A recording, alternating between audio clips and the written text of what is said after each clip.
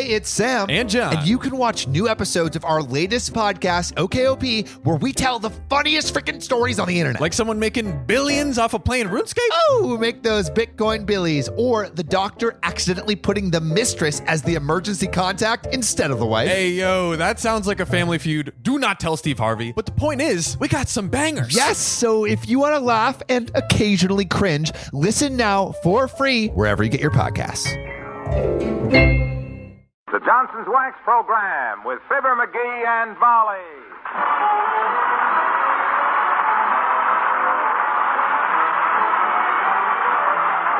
The makers of Johnson's Wax and Johnson's Self-Polishing Glow Coat present Fibber, McGee, and Molly with Bill Thompson, Gail Gordon, Arthur Q. Bryan, Dick LeGrand, Bud Steffen, and me, Harlow Wilcox. The script is by Don Quinn and Phil Leslie. Music by the King's Men and Billy Mills Orchestra.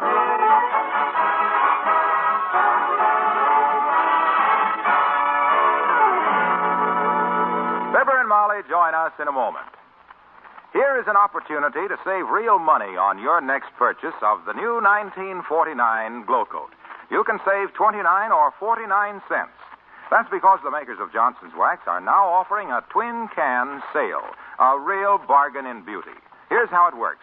You'll get one can of Johnson's 1949 Glow Coat at half price when you buy one at the regular price, either pints or quarts. You'll save 29 cents on the twin pints, 49 cents on the twin quarts. Now, we offer you this bargain for just one reason.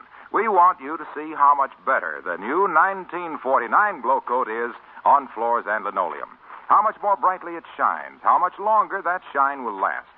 And we're so sure you'll like it, we make this guarantee. If you're not convinced that the new Glow Coat is the finest self-polishing wax you've ever used, we'll refund every cent you paid plus postage. Remember, on this offer, you save 29 cents on every pair of pints, 49 cents on every pair of quarts. And every drop is wonderful 1949 Glow Coat. This offer is for a limited time only, so put self-polishing Glow Coat on your shopping list right now, won't you?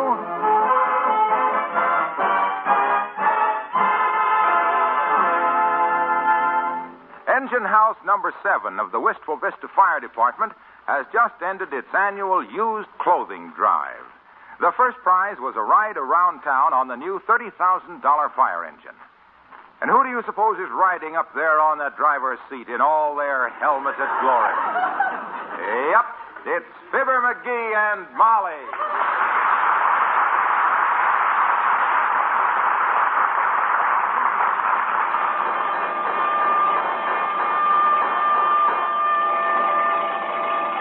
Boy.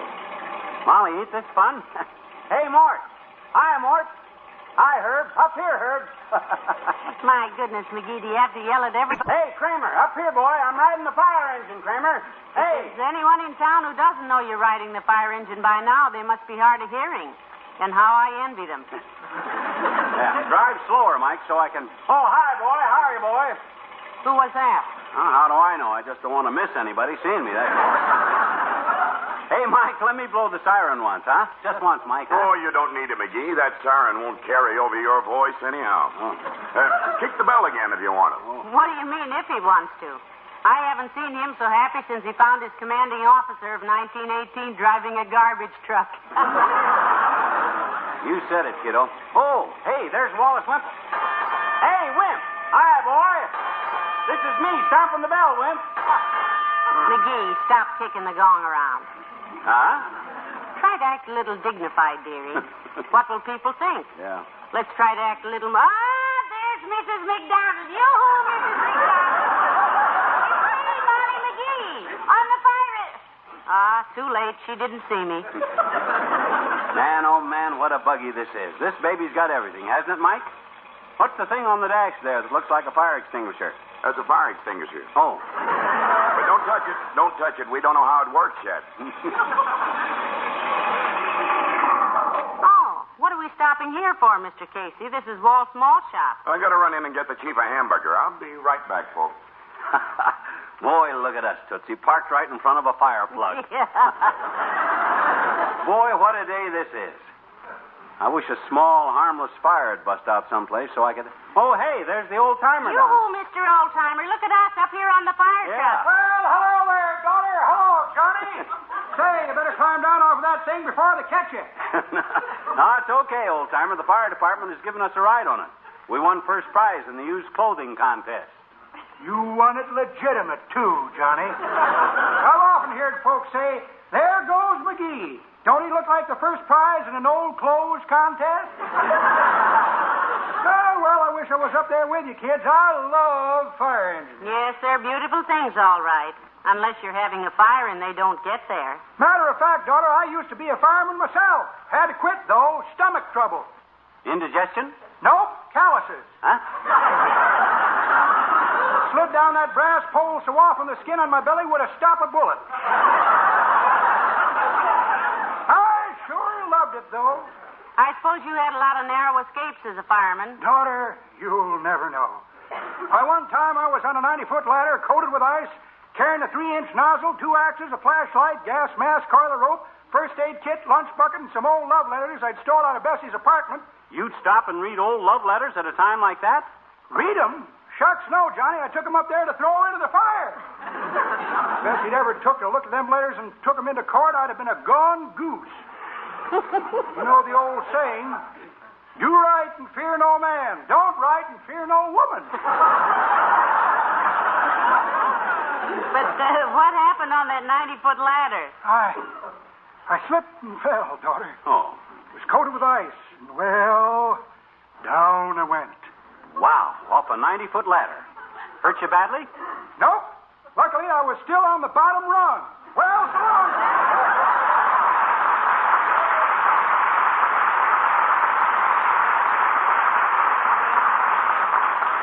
Some fireman he must have been. I'll bet it. Oh, here's Mike. Scoot over, kiddo.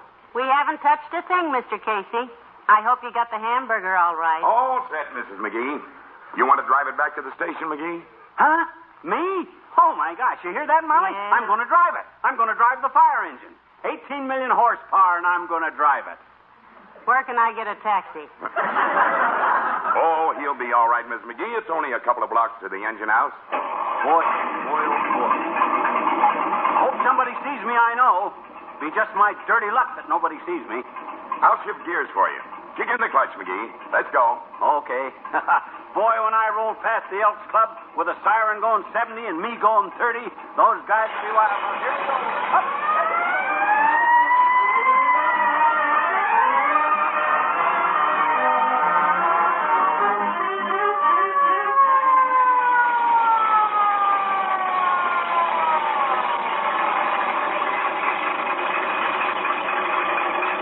Now, McGee, here we are. Huh? Just park it at the curb there. I'll put it in the engine house later. Oh, that's okay, Mike. I'll wheel her right up the driveway, boy. I'll take her right on inside the firehouse. Now, maybe you better let him do it, dearie. It's a big truck, you know. It's the chief's pride and joy, and if anything got scratched on it, he'd throw it. Don't worry, I can handle it. Now, watch it now. Easy up the driveway. Easy. And in we go. Whoa! Heavenly thing. The fender, McGee. Look, you put a dent in it that looks like a bird bath. My gosh, I must have misjudged it. Kill the motor, McGee. Oh, howdy. Oh. The chief ain't gonna like this. Huh? Let me see how bad it is. He'll yell his head off. Hey, come on, Molly. Let's get out of here. I guess we better, dearie. Hey, Chief, we busted a fender. You better come out here now. Hey, McGee, wait a minute. Come on, Phil. Let's go. McGee, wait for baby. McGee, hey, come back here.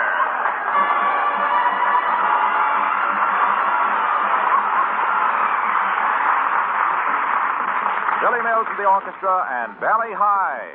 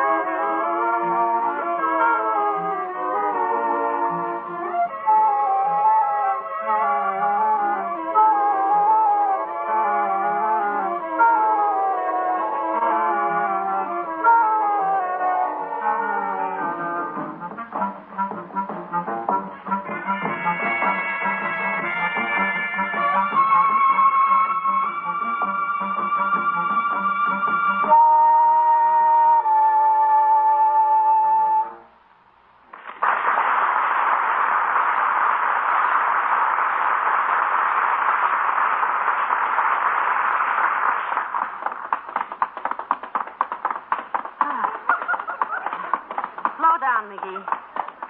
Take it easy. I'm winded. Me too, kiddo. I got a stitch in my side that would sew up the Grand Canyon. I think this is rather silly anyway. Just because you dented the fender of the fire engine, we start running through alleys like we'd blown up the Third National Bank. Oh, my gosh, Tootsie, that new fire engine cost $30,000. One fender prorated would be about 700 fish. And I could also get 90 days chipping boulders in the sneezer for that. Why, that's silly. Huh? Just because a fireman beefs, we don't have to lamb. Well, don't you get it, dearie? It's a pun based This is on... no time for jokes, kiddo. Not that kind of jokes, anyhow. Come on, let's duck into Kramer's for a root beer. I'm thirsty. So am I. If I'd known we were going to be fugitives from justice, I'd have brought a canteen. Keep an eye out for uniforms now, Tootsie, so... Hi, Mr. McGee. Hello, Mr. McGee. Hello, Milton. Say, there was a fireman and a cop in here just now. They were looking for you. You been doing something? Oh, nothing serious, Milton. Though the way we've been dodging around corners, you'd think we'd been caught singing the Whippin' Poof song in Harvard Yard. I don't know how serious it is, Milton. I ain't sticking around to argue about it. If anybody else asks for me, we ain't been in here, see? Suppose they take me down to headquarters, put me under a bright light, and beat me with a rubber hose. Tell them nothing. They can't intimidate us. Himself here'll stick up for his rights if it breaks every bone in your body, Milton. 2 root beers, please. Yes, ma'am. I'll put straws in them so you won't have to leave any fingerprints on the glass. That's using the old bean, Milty. Good boy. I studied to be a detective once, correspondence course, but I got scared and quit. Got scared of what, Milton? Well, I took an impression of my own fingerprints just for fun, and then found I'd been wanted for murder since 1879. You'll notice I always wear gloves now. Yeah, but Milt, 1879, that was 50 years before you were born. Yeah, but there's no statute of limitations on murder, Mr. McGee. Oh. Here's your root beers. Oh, excuse me a minute. I got to sell that cop some cigars. Oh, cops. Oh, my gosh, Molly. There's a cop at the cigar counter. Come on, he didn't see us. Let's duck out the back door. Quick, up. Wow. That was a close call. You got an eyebrow pencil with you, Molly? Yes, why? I want to draw a mustache on my upper lip. Well, if you must have one, that's the logical place, all right. Then in case I see anybody that knows me. You mean such as Mayor Latrivia? Yeah, such a... Huh? Oh, hi, Latrivia. Good day, Mr. Mayor. Hello, Molly. Hello, McGee. I can't stop to talk but a minute. It's imperative that I get back to the city hall. Yeah, what's up, Latriv? City treasurer get caught with his pinky in the till? No, but something is going on, and I don't know what it is. There are squad cars dashing around, motor cops all over the place, firemen popping out of doorways. As mayor of Wistful Vista, I should find out what this... There. You see what I mean, McGee? Now, that was a prowl car, and it obviously means business. Well, you run along, Mr. Mayor. Don't let us keep you. Yeah, if you find out what the trouble is, Latriv, don't blame... let us know if there's anything we can do. Yeah, such as catch a train out of town or something. Yeah. Well, I don't know what you're talking about, I'm sure, but I simply must inquire into all this official activity. Yeah. I'd phoned, but there have been some leaks in my calls lately, and I'd rather handle this in person. Maybe the insulation has worn off your wires, Latriv.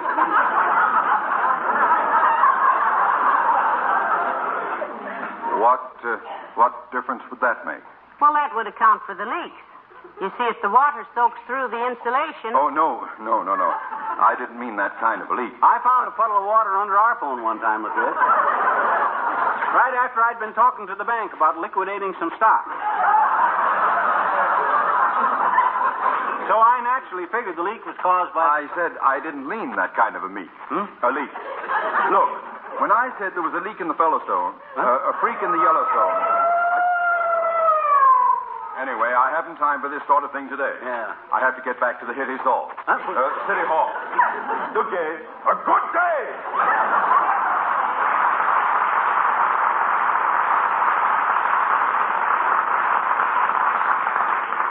That was too bad, McGee. That would have been a dandy one, too. Yeah, but we better get moving, kid. I'm hotter than July in St. Louis, and...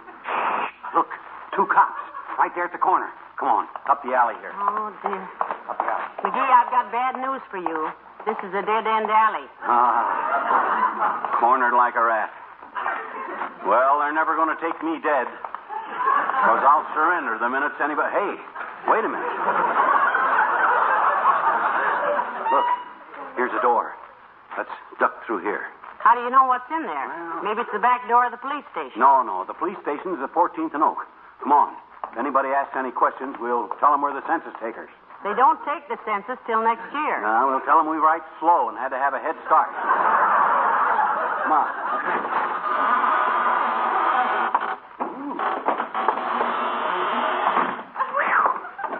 Heavenly days. Look at all the boxes in here. Yeah. I wonder what this stuff is. I don't know what it is, but I know what it better be.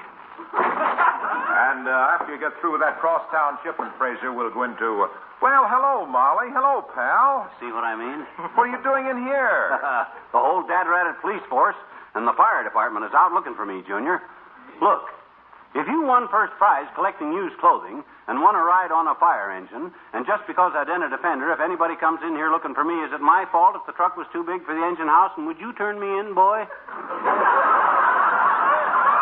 Is there any reward? Not that we know of. Why, certainly I wouldn't turn you in, pal. You can hide here as long as you like.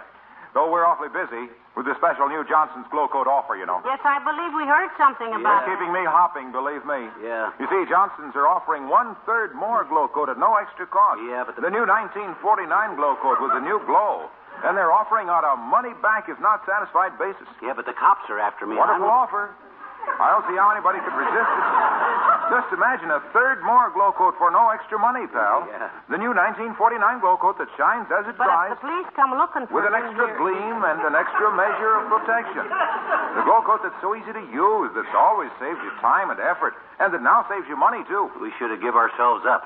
Look, if the cops come Because in... with this great bargain offer, more housewives than ever are learning about Johnson's self-polishing Glow Coat and how it's the finest... It look, is. look. Waxy. Yes, pal. We'd like your advice, Mr. Wilcox. What'll I do, Junior? Stay on the lam or turn myself in? Pal, my advice is give yourself up. Mm. You'll never have a minute's peace with this horrible thing on your conscience. Give yourself up and pay for the damage. Look, suppose it cost you $50 or so. Isn't that better than hiding from the law all your life? Do you know anybody that could fix it, Mr. Wilcox? Why, certainly. My cousin, Big Iron Things Out Wilcox. Oh, dear.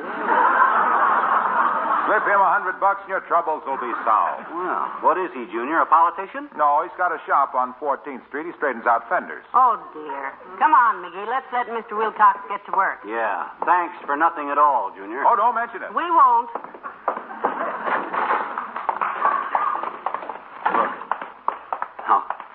Look, here's what we do, Louie. Or kiddo. I'll keep an eye peeled for the gendarme, see? You duck in the cigar store and telephone Latrivia. Disguise your voice and tell him I left town. Well, all right.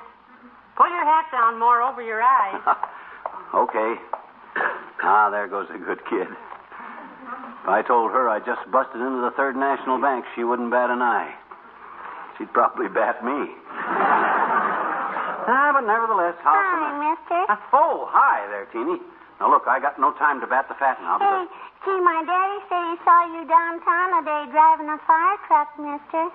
Oh, boy, did he get a kick. Yeah? What'd he say about it? Well, he said he'd seen lots of fire trucks go by on false alarms, but it was the first time he ever saw a false alarm go by on a fire truck.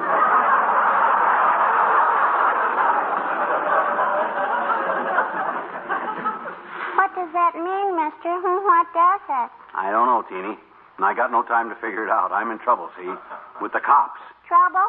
With the law? Yeah. Well, you came to the right woman, mister. Never fear, I shall hide you from your pursuers. Well, that's very nice of you, See, but... me and Willie Toops, we got a dandy hideout, I betcha. Huh? It's a platform up in a tree, and see, the cops could never find you up there, I betcha. They wouldn't, eh? No, because... I says they wouldn't, eh? Wouldn't what? Ever find me? Who wouldn't? The cops. Why? Because I'd be in your hideout. Up in a tree, I know it. Hey, what'd you do, mister? Really? Well, that fire truck I was driving, Teeny. You stole it. No. I didn't steal anything. I was driving it, see, and Oh, boy, you wrecked it. I did not. Look, I was driving it into the firehouse. And bumped into a fireman and busted his leg. Oh. Oh, gee, you are in trouble, mister, because busting a fireman's I didn't leg... bust anybody's leg. I just dented a fender. And all the cops in town are looking for me. Well, if it's that bad, mister, maybe we better not try to hide you because our hideout is up in a tree. Yeah, I know, but why... And you're far enough out on a limb already.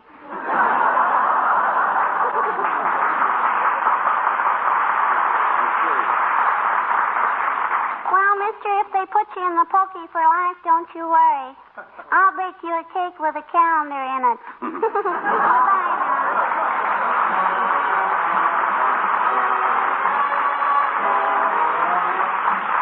King's Men and the Beautiful Blonde from Bashful Bend. There's a trigger happy rootin' tootin' highfalutin' pistol packin' mama way out west. Now I don't know what it is she's got, but whatever it is, it's the best. She's that beautiful blonde from Bashful Bend. She never did learn to keep a friend. She'd give him a start, then shoot him in the end. The beautiful blonde from Bashful Bend. She's hardly the type to cuddle near. She'd rather go out and rope a steer. They never did build a school that she'd attend. The beautiful blonde from Bashful Bend. When she deals a poker hand, you ought to see their faces. Especially when she deals herself approximately 5 aces. I'm betting my boots she'll meet some cuss, causing her heart to raise a fuss. Then she'll fall in love, and that'll be the end of the heart-tootin', free-bootin', six-shootin', beautiful blonde from Bashful Bend. Oh, the beautiful blonde from Bashful Bend never did learn to keep a friend. She'd give him a start, then shoot him in the end. The beautiful blonde from Bashful Bend. When she draws her 45, the whole town runs for cover. Hardly a man is now alive that ever tried to love her. Oh, the beautiful blonde from Bashful Bend never did learn to keep a friend. She'd give him a start, then shoot him in the end. Shoot him in the end. Shoot him in the end. That hard-tootin', free-bootin', rifle-lootin', rootin'-tootin', six-shootin', beautiful blonde from Bashful Bend.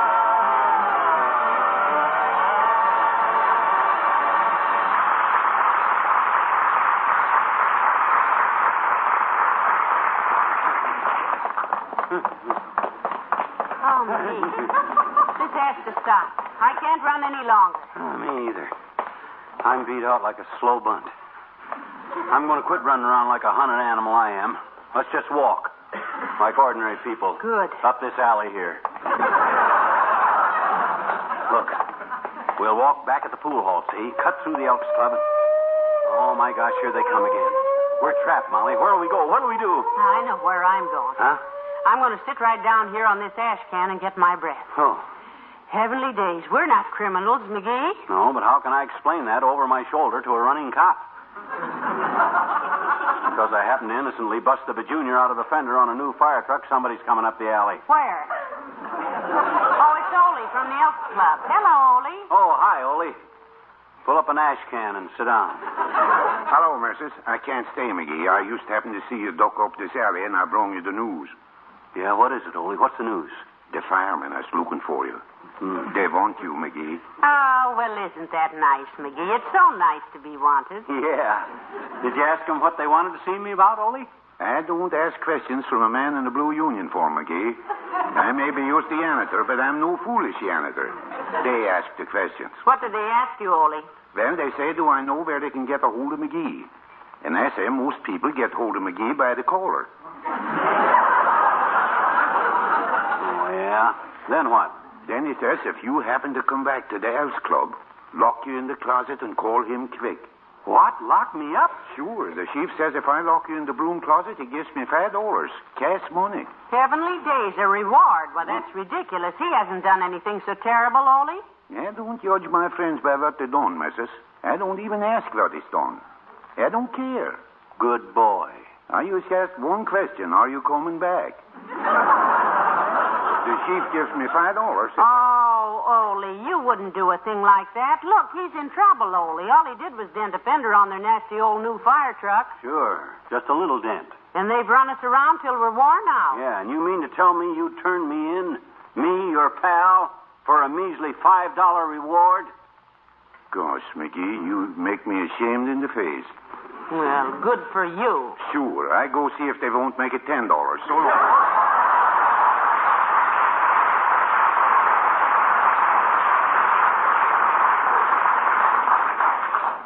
Fine friend he is. Come on, Molly, it's almost dark. Maybe we can sneak home and... I'm too tired to move, dearie. I'm going to sit right here till... Hey, McGee! Well, at last. Oh, my gosh, it's him, Molly. It's the fireman. It's Casey. I don't care. Let's give ourselves up and go quietly, if they'll carry us. My feet are just... Where the devil have you been, McGee? We've scoured this town for you. Okay, I give up, Mike. Slap the cuffs on me. I'm beat. Frisk me if you want to. I'm not packing no rod. Look, cut out the double talk, will you? The whole fire department's looking for you, and the police force. Oh, what's he done that's so terrible? Yeah, that's what Heavenly I say. days, all this fuss over a little old dented fender. That could happen to anyone. What? Nobody cares about a dented fender, Mrs. McGee. Huh? I thought... Look, when you turned off that engine, McGee, you walked off with our ignition keys.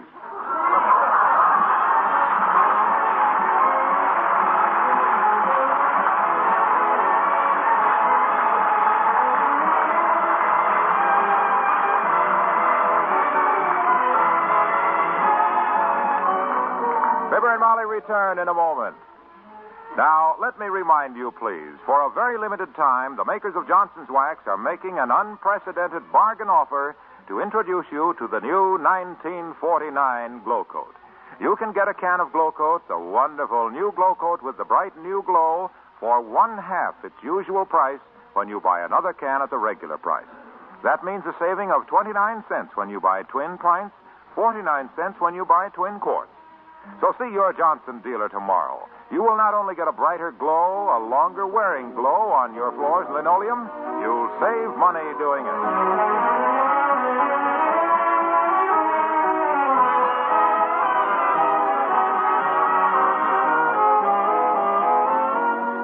Ladies and gentlemen, now that we've given the car keys back to the firemen, we'd like to put in a little plug for them. Sort of a fire plug, you might say. Yeah. These fellows don't wear fancy uniforms, and their heroism is usually anonymous.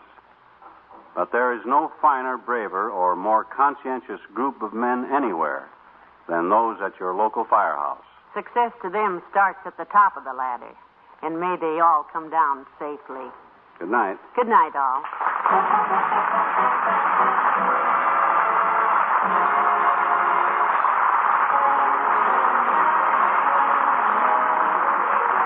Makers of Johnson's Wax and Johnson's Self-Polishing Glow Coat, Racine, Wisconsin, and Brantford, Canada, bring you Fibber, McGee, and Molly each week at this time. Be with us again next Tuesday night, won't you? Rub it on. Wipe it off. That's all you do with Johnson's Car New, the wax-fortified auto polish that cleans and polishes in one easy application. Car New cuts through traffic tarnish, whisks it away. Water can't touch that traffic tarnish, but Car New will. Car New polishes your car, too, gives it a brilliant luster that makes it look like new. Ask for Johnson's wax-fortified Car New tomorrow. Cleaning a car can be hard work. Car New saves you a lot of that work, saves you time, too, and gives your car a real Sunday shine. Rub it on, wipe it off. That's all you do with Car New.